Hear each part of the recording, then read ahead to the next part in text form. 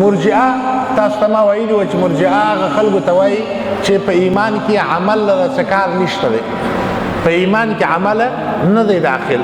نو لہذا زما ایمان او د رسول الله ایمان او د ابوبکر ایمان وایي دا څنګه دي؟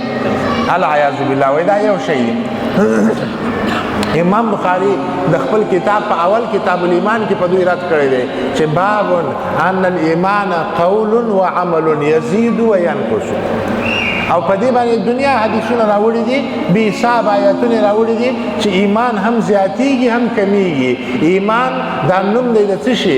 د زړه د تصدیق، د خولې د اقرار، او د بدن د عمل، او د مال د عمل، زکات، روژه، دا شان دا ټول څنګه دي؟ او په دې باندې دا دلایل راوړي دي چې رسول الله صلی الله علیه وسلم ویل دي چې زه تاسو ته امر کوم په ایمان باندې. تاسو ته پته ده چې ایمان څه ته وایي؟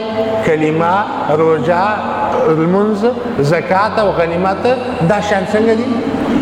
دا ایمان دی. نو داسې حدیثونه ډېر راوړي دي چې په دې مرجئه باندې رد کړی دی. مرجئه هغه کسان چې هغوی وایي چې په ایمان کې عمل ته ضرورت نشته دی.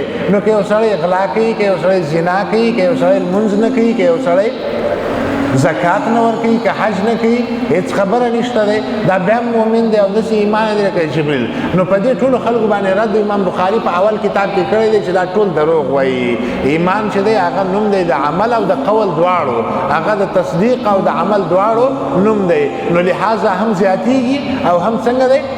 کمیږي. چې نیکۍ کوي زیاتیږي او چې نیکۍ نه کوي بدی کوي نو بیا د ایمان کمیږي، تر دې کمیږي چې بیخي هیڅ شی په ایمان کې پاتې نشي. او امام بخاري څه وایي؟ وایي زه د زرو علماو د مشرق او د مغرب سره یو ځای شوی یم، د هغو ټولو مذهب دا و چې ایمان قول او عمل زیاتیږي او کمیږي. نو مرجئه ورته په دې غوسه دي چې تا ورکې دا څه شی راوباسئ، زمونږ ټول هغه مذهب دی را ګډ وډ کوي، ډلې وړې دي کوي. دا چې صحیح بخاري تاسو تفصیلي وایاست نو علما بیا دې کې تفصیل کوي لګیایي. نو اول خو په مرجئه ورد شو. مرجئه یې ټوله د اسلام نه تقریبا کنارې ته کړله چې دا مسلمانان نه دي، ځکه چې قرآن او حدیث نه مني دا مرجئه.